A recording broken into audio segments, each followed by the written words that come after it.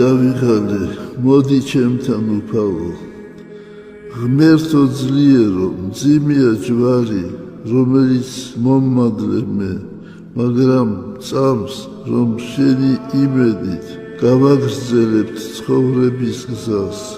როცა ვეცემი ამ ჯვრის ქვეშ, ნუ დამტოვებ მე უფალო. მოიღე მოწყალება და შენ მოდი ჩვენთან.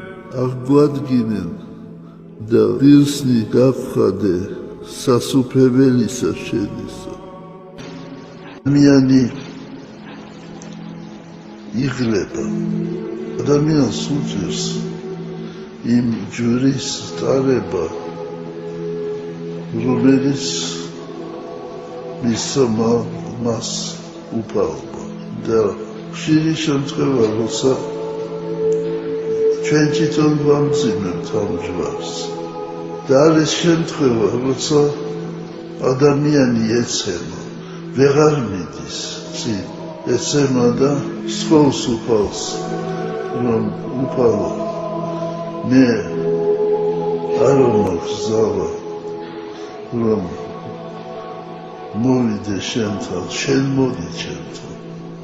ეს ძალიან ხშირია ჩვენს ცხოვრებაში და ამისთვის ჩვენ მზად უნდა ვიყოთ.